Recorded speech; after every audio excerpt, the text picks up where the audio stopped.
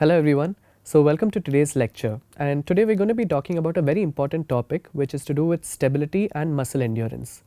Stability and muscle endurance is not a new concept. I'm sure many strength and conditioning coaches, physios, coaches, everyone would have heard about these terms before. But our goal in today's lecture is to explore not just the theory of stability and muscle endurance, but also to look at it from a very practical orientation. So let's get started. So to sort of give you an idea of what we'll be discussing today, first and foremost, we're going to talk about the basics of stability. What exactly is the meaning of stability? And then we'll be moving towards the major difference between muscle endurance and muscle strength. And this is a very important concept to understand because many coaches mix up the difference between muscle endurance and muscle strength. Following that, we'll be looking at how functional training can actually enhance stability. And then we have strategies for also building muscle endurance. Last but not the least, we are going to talk about stability and endurance not just in sport but also in everyday life. So what exactly is stability in the context of fitness? Well, stability, as the word suggests, which means to stabilize, or to simplify it further, it means to make stable. When we talk about stable, we're not just always talking about the body as a whole, but sometimes also about the individual limbs. It could be a hand, it could be your leg, it could be your hip, even sometimes your neck. When we talk about stabilizing, it means being able to control a particular limb, especially when it is moving in different directions. Change of direction would be very important to consider here, and like I said, when we talk about stability, always think control. We're trying our best to control a particular limb. So in the context of maybe let's say badminton, when we talk about a player going in for an overhead smash, we're talking about how the hand and the shoulder can stabilize itself so that the player is effectively able to move the racket, hit the shuttle, follow through, and then return to the center. Here, the entire body is actually stabilizing different limbs and different structures all at the same time. The body and the core, for example, needs to stabilize itself so that the player is able to change directions. The legs need to stabilize itself so that the player has enough balance and they don't end up falling after they jump and land. And then the shoulder, like we discussed, need to stabilize so that they can play a powerful yet accurate stroke. So this is what we mean by the basis of stability. Now, of course, there are many different meaning and different definitions for stability that will be given by different governing bodies in the world of strength and conditioning and fitness. But irrespective of what the theoretical definition is, it's very important for all of you to understand what it means on a very practical basis. So like I said earlier, the moment we talk about stability, the first thing that should come to mind is the idea of control, moving with control. Now stability can be specific to a particular joint or the body as a whole. Sometimes we see a player and we say, oh, he looks very stable on court or looks very stable on the field. What we mean by this is that he is very much in control of his body and his movements. Stability can also mean with respect to a particular joint. For example, in the case of maybe let's say a shooter, for them to be able to stabilize their shoulder, their elbow and their wrist at the time of firing is very important. And so here stability is from a more isolated component. We're just talking about one particular limb or a couple of joints combined as a whole. So that is sort of the basis of what stability means. We will further look at different examples and dive a little bit more deeper into this concept. Now, why is core strength often synonymous with stability?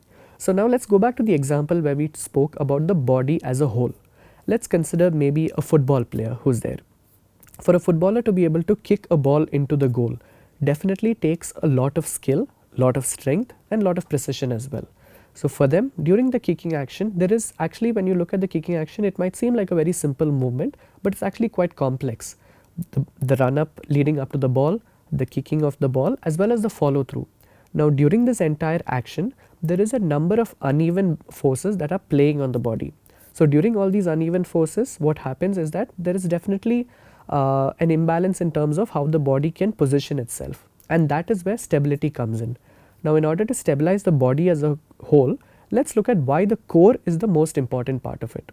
Well, the core, or otherwise known as the trunk, which is a combination of your ab muscles, your obliques which are towards the side, as well as the lower back.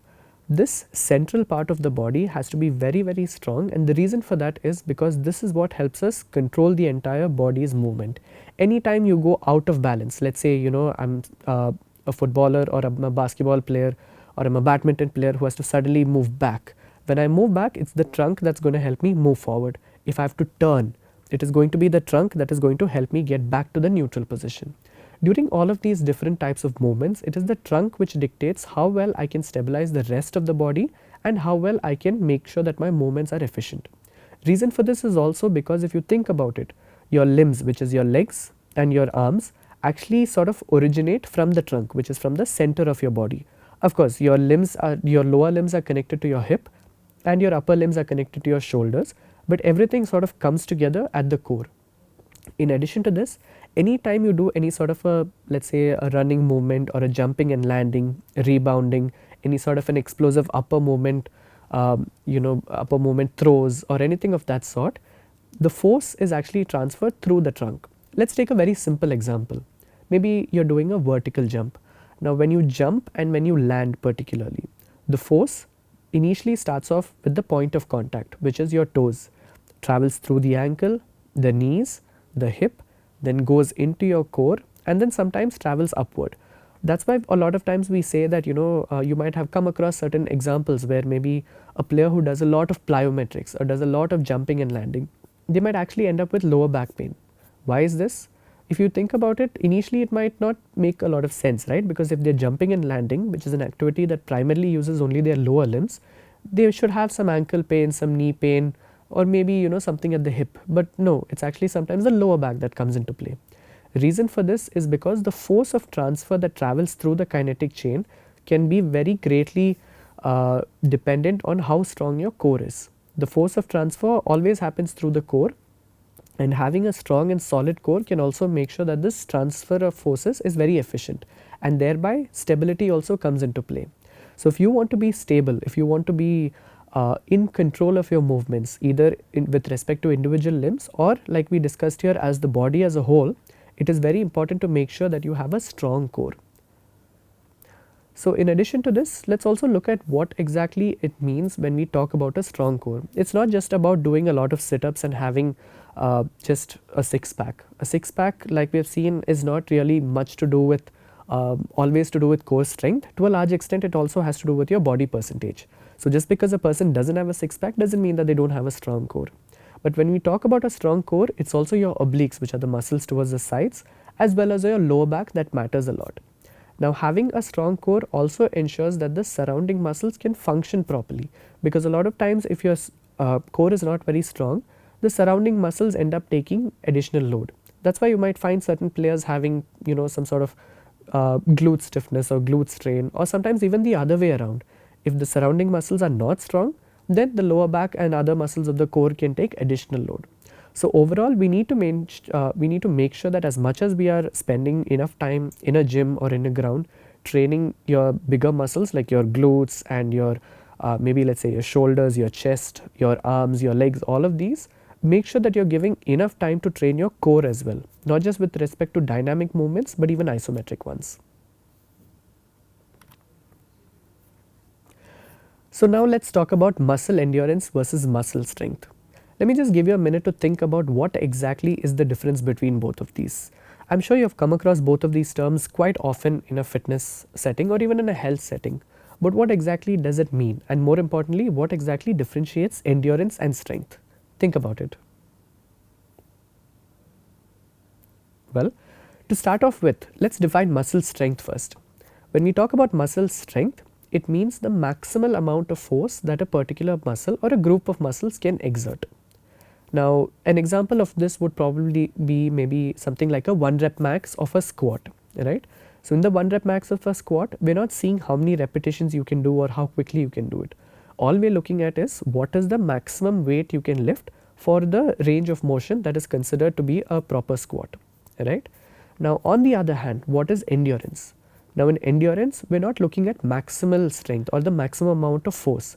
We're looking at a low to moderate force that can be generated, but that can be repeated continuously for an extended period of time.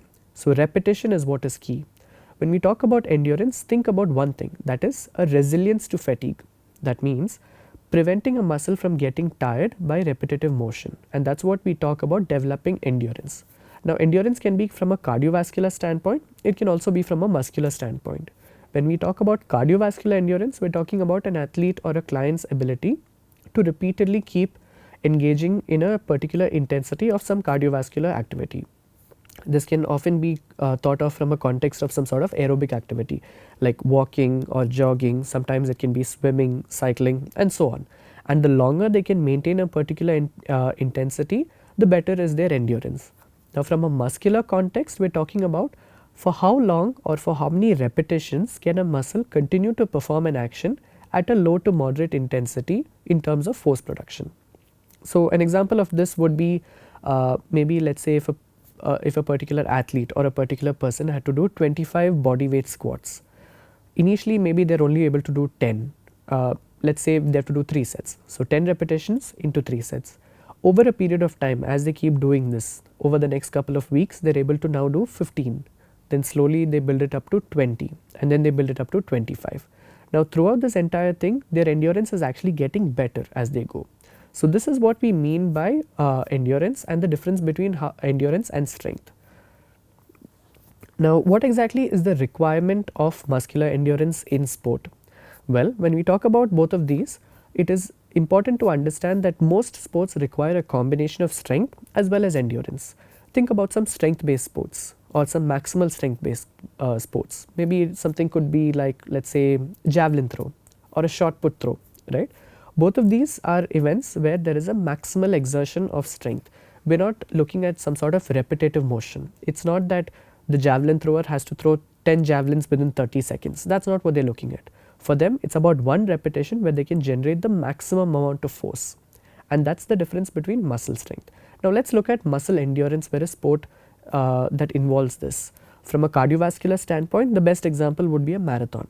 In that, we're not looking at running the fastest possible, we're not looking at covering a particular distance at a sprinting speed. That's not what it is. In a marathon, it's about low to moderate intensity, but for an extended period of time. Could be anywhere from, depending on the length of the marathon, could be half an hour, 1 hour, or even up to 2 hours, if not longer. Now, in both of these cases, what's important to understand is the number of repetitions and how that affects the body. In any case where there's maximal effort or maximal strength, the repetitions are generally on the lower side. Whereas when we're talking about endurance, because the intensity is from a low to moderate level, the number of repetitions or the duration could naturally be longer. Now, in a sport where, let's say, both of it is involved, that could be, let's consider a sport like maybe basketball or badminton or tennis, football. All of these are sports where both are required. So, let's take a particular example of maybe, let's talk about football, for example, right? Now, in football, where would endurance come in? Well, first and foremost, a match lasts 90 minutes. That is in no means a short duration. For a player to be able to last 90 minutes and to stay on the field, they would require a good level of base cardiovascular endurance. That means they need to be able to stay on the field, they need to be able to move, to kick, to pass, to be able to support their opponents, to be able to support their teammates for 90 whole minutes, which is not easy to do. And that's where the idea of cardiovascular endurance comes into play. Now, let's talk about muscular endurance. Well, being able to constantly keep running up and down the field, to be able to do short bursts of sprints here and there may not be maximal, but even at a sub-maximal level requires a certain level of muscular endurance in addition to the cardiovascular endurance. Now, let's talk about the muscle strength.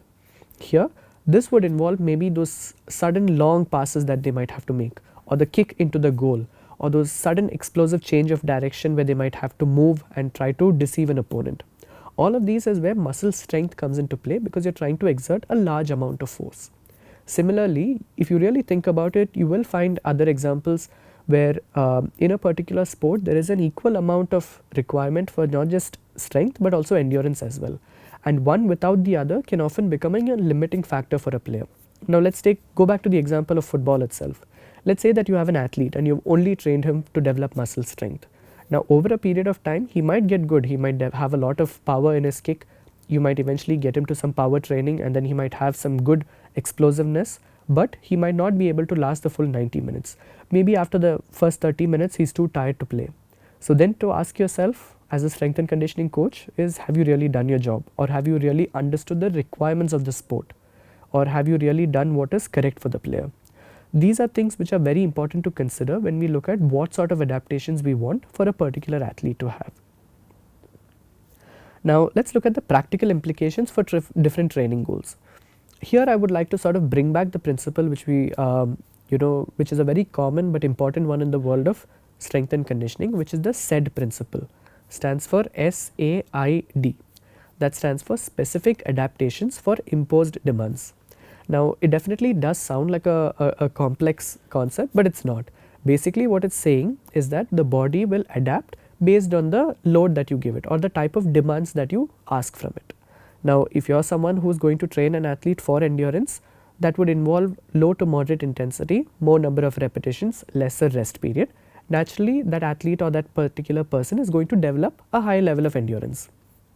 On the other hand, if you are going to make a particular athlete lift heavier, if you are going to get them to let's say do lesser number of reps, give them more breaks but focus on heavier loads, naturally they are going to develop a higher level of muscle strength.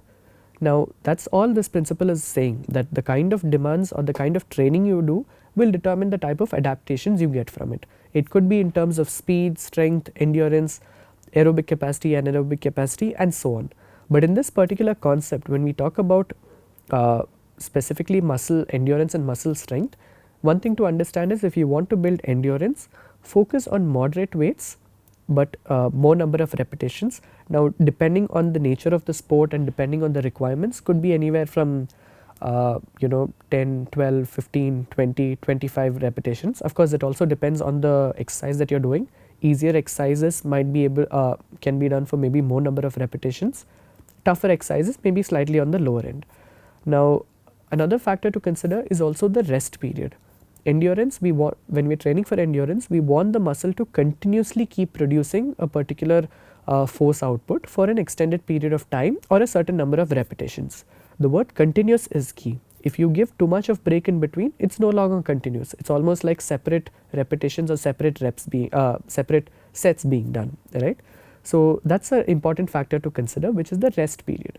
Ideally, if you're doing, like for example, maybe let's talk about a very simple exercise like the plank. If you're training for endurance, we don't want to do a 1 minute plank followed by a 3 to 4 minute break. Then the body is actually getting enough time to fully rest and recover, and by the next set, the factor or the adaptation that we would get from endurance is no longer actually going to be there when they do the exercise. On the other hand, if you're building endurance, let's say that they do a plank for let's say 1 minute and they get only a 1 minute break, and then again they do a plank for 1 minute, 1 minute break. Now we can actually talk about endurance. Of course, the rest period might go a little bit higher or a little bit lower depending on the athlete's training history, their current fitness levels and all of those factors. But I am just giving you an example of what it means to train for endurance with a limited rest period.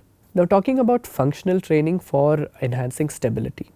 So functional exercises often, when you use the word functional, it's important to understand that it is nothing fancy or not any kind of very unique exercises. Basically it is exercises that is going to help an athlete or a person in the kind of activity that they want to engage in.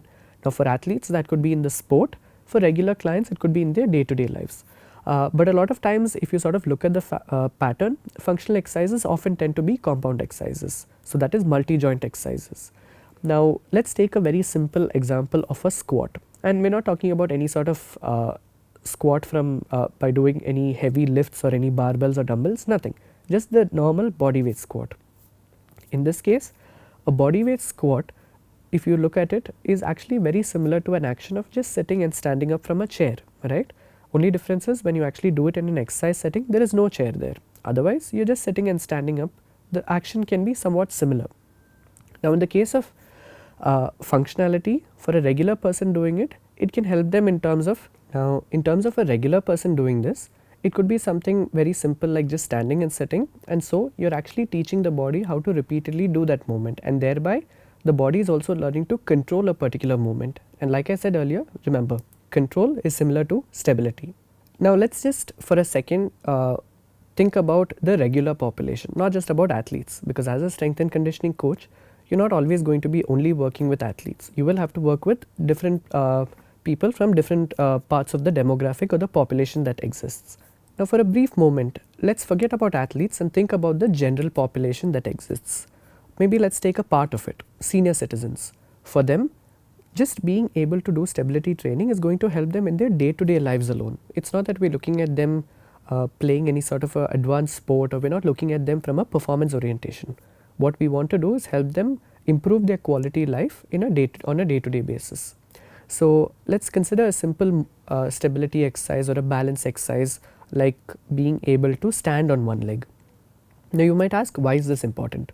Well, standing on one leg first and foremost does not put a lot of load on the body. A factor to consider here, of course, is their safety. So you will want to make sure that they are standing maybe next to a wall where they can just hold on to, and you are also standing close by just in case you need to support them. But this simple act of being able to balance on one leg is actually going to improve their overall balance, and especially when we talk about senior citizens, one of the main reasons for injuries is often a fall, and this results from a lack of stability and balance. So the act of balancing on a single leg is not something which is to be taken for granted. It can actually help them even improve their day-to-day life by preventing falls and the risk of other such injuries. Now another simple case would be, let's talk about maybe increasing the endurance in terms of the lower body, the legs. Now for a particular person who has, let's say they work in a setting where they are doing a lot of physical work, maybe it could be a school teacher, for example. They involve significant amounts of time where they have to stand, they might have to walk between classes, they might have to constantly keep climbing stairs up and down. All of these activities also involves and requires a certain level of muscular endurance. So for a teacher who is there, since that's their profession, working on muscular endurance can actually make sure that their day-to-day life and their quality of life can be better. So these are areas where stability training can actually improve, not just from a performance orientation but also in terms of their profession or their personal life. So what are some strategies for building muscular endurance? Well, like we discussed before, the importance lies in the number of repetitions as well as the reduced rest period. Now when we talk about this, like I said earlier, remember the SAID principle. The type of load you give to the body or the type of demands you ask from it will determine the type of adaptations that you get from it. You train a player or a client for endurance, you get endurance. You train an athlete for strength, you get strength. Train an athlete for power, you get power. So as a strength and conditioning coach, it's very important for you to understand what type of program you need to design in order to get this type of adaptation. A lot of times, especially with young SNCs or coaches or physios or whoever are out there who will be working with athletes or regular clients, I see this mistake where they have a particular intention in mind, which is that they want to develop, maybe let's say it could be strength, could be power, could be endurance and so on, but the program doesn't really match that. And this means that even though you have the right intention or you're expecting a particular outcome to come about maybe in a few weeks or a few months, the program that you're making the client do is going to result in a different adaptation. And by the time you realize this, sometimes too much of time has gone by and you've not really done the right job with the athlete. So this is why it's very important to understand what is the concept behind a particular program design and why is it that we do it in that manner. You have to ask yourself, for a particular exercise, why do we do 10 repetitions and not 25? Why do we lift this particular weight and not a lesser weight? Why do we lift maybe let's say 50 kgs instead of 20 kgs? Why do we do a particular exercise at this particular tempo and not in an explosive manner, slow versus fast, right? If you're doing a squat, you can take 6 seconds to go down, you can take 2 seconds to go down. You can do it explosively, you can do it in a slow and controlled manner. You can do it as a continuous movement, you can do it with isometric stops. It's very important for you to understand what exactly are these differences and what sort of adaptations you can expect by these different training protocols.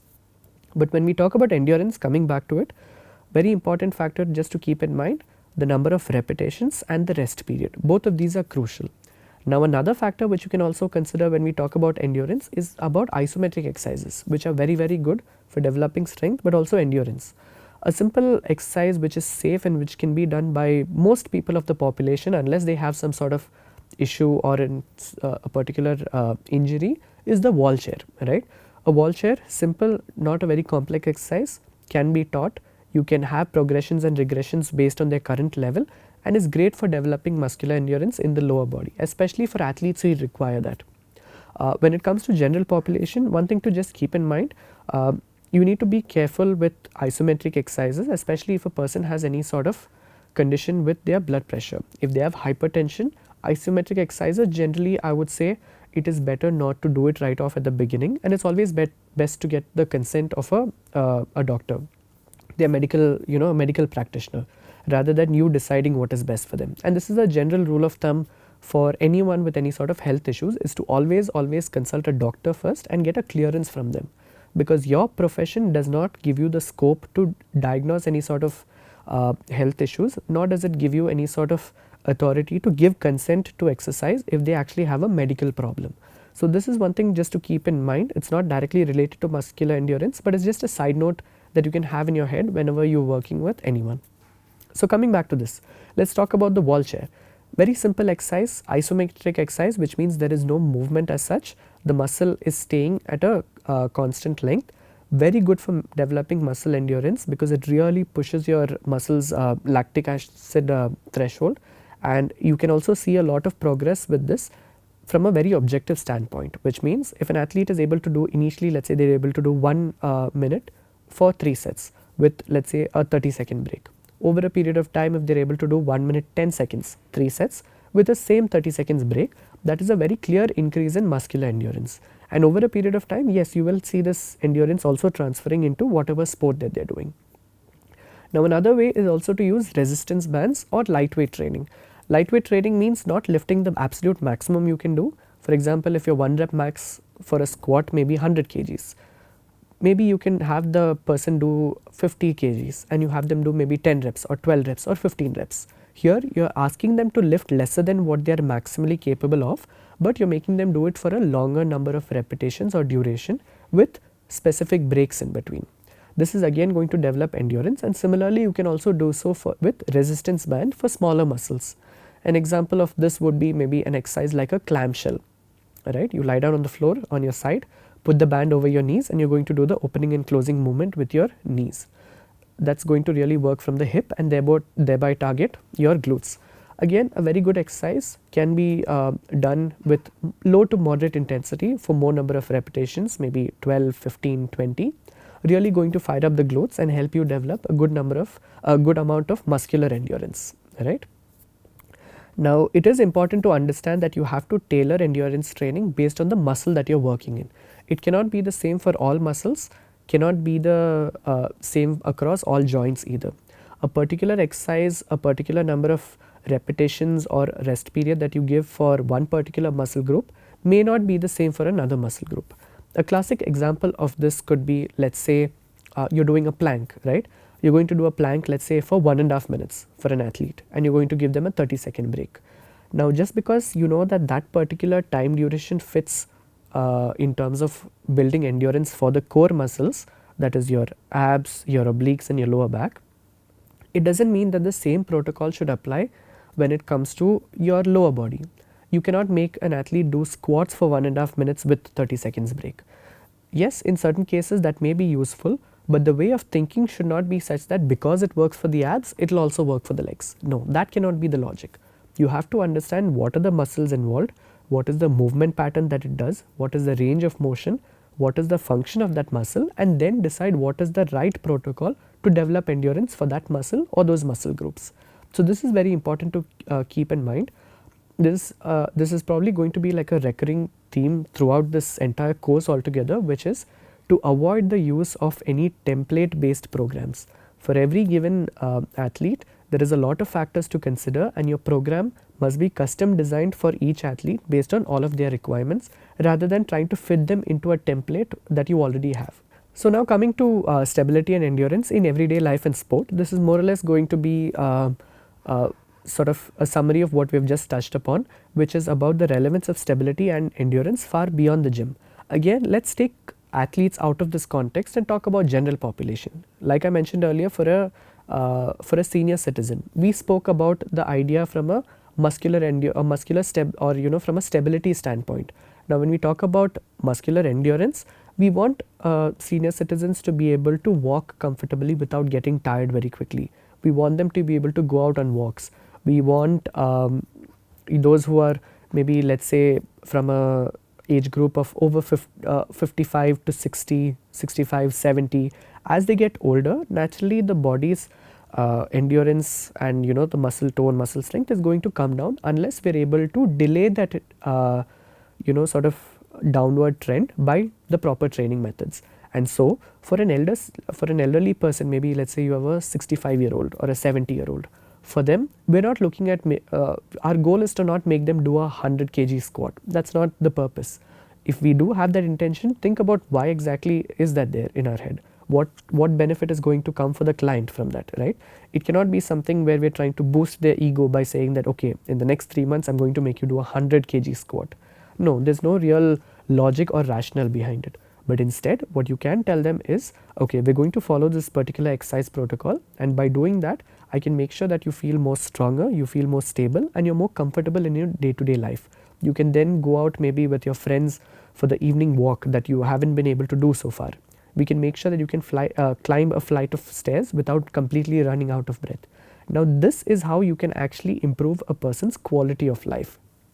Now, when it comes to athletes from another perspective, we have to understand in each sport what is the dominant physical requirement, or it might not always be one, but is it strength, is it endurance, sometimes it might be speed, sometimes it could be agility.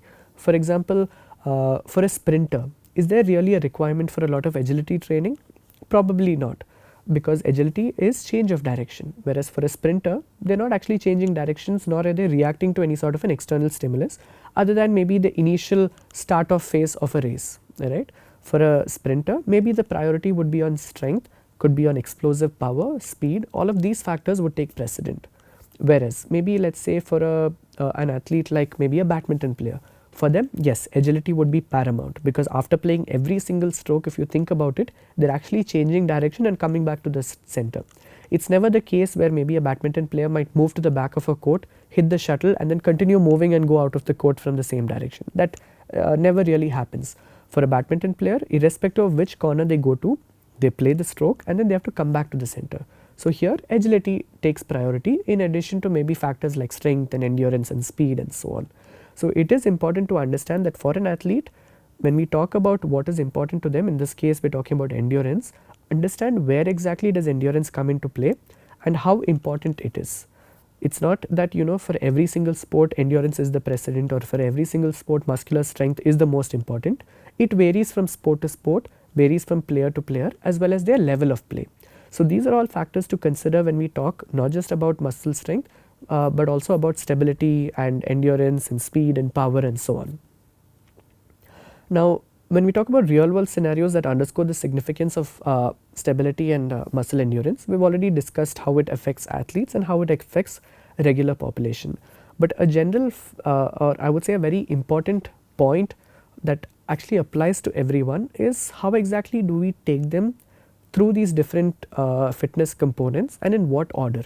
So that is something to do with periodization, but I would like to briefly touch upon that over here, which is to understand that stability and endurance is at the base.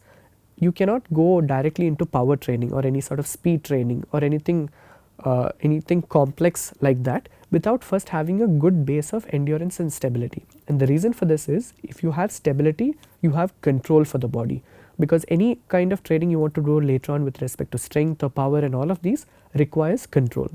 Similarly, muscular endurance allows the body to repeatedly perform a particular function for an extended period of time, and that is also something which you require for most clients that you will be working with. It could be a regular client or an athlete. You want them to be able to complete the exercises that you're giving them, and you want them to be able to do the number of repetitions that you're asking them for. It's not that when your client comes into the gym, you just make them do 1 rep of squat, 1 rep of bench press, 1 rep of maybe let's say a deadlift, and then ask them to leave, right? No. You actually want them to do maybe let's say 10 reps or 12 reps or 15 reps. Maybe you want them to do 2 sets or 3 sets, and you want them to be able to sustain that and be able to complete the session. So for these reasons, remember that stability and muscular endurance are both paramount when it comes to building the foundation for an athlete or a non-athlete. So now sort of to just summarize all of these, stability and muscle endurance, like I said, form the basis for whether you're working with an athlete or a regular person. We have to understand what is the meaning of stability, not just from a theoretical standpoint, but also from a very practical orientation. So like I said, when you think about stability, think about control. Muscular endurance versus muscular strength, we've already looked at that. Endurance is being able to do a particular action for a repeated repeated number of repetitions for an extended period of time, with preferably minimal rest period in between. Muscular strength, on the other hand, is talking about the maximum force that a muscle can generate. Functional training for enhanced stability, like I said, both of them can complement each other. If you are more stable, if you have better control, naturally it's going to affect your day-to-day movements, whether it's in a sport or even in your day-to-day life. The act of walking, running, jogging, climbing stairs, sitting, standing, turning, bending over to pick up things, all of these require a certain level of stability from the body, and therefore any sort of stability training that you do is naturally going to also help you in your day-to-day lives. Strategies for building muscular endurance, like I said, two important factors. One is the number of repetitions, second is the reduced rest period. A third factor which can also be important is the tempo, that is the speed at which you do it. All of these factors are going to be important, and how you program them would definitely depend on the person you're working with and what their requirements are. Last but not the least, stability and endurance are part of your day-to-day lives, and it's not something specific to only sport. A lot of times I see young SNCs and coaches skipping the stability and the endurance phase only because it doesn't look very glamorous. It's not as fancy as doing a heavy squat or doing some sort of plyometrics, and so we tend to skip these. On one side, if you had maybe, let's say, a client who's just learning to stand on one leg, versus another side you have another client who you're making them do a box jump, you're having them jump with both legs, land on a single leg, they're trying to balance and doing all of this. Naturally, the one doing the box jump looks more impressive, looks more fancier. And in this day and age, a lot of times we forget on what is effective and we focus on what is impressive. There is another lecture purely dedicated towards this. I do hope you check that out. But this is important to consider, that stability and endurance is going to be a very important part of any activity that you do that involves any sort of movement. And so do not neglect this. Do give it enough time to work with any person that comes to you. Spend enough time making them stable. Spend enough time building endurance. And when you then move to the strength or the power phase, trust me, you will actually see a lot more benefit even from those training phases just by having a solid base for them. So I hope this lecture has given you a lot of insight and has been helpful for you in becoming a better strength and conditioning coach. I'll see you in the next one.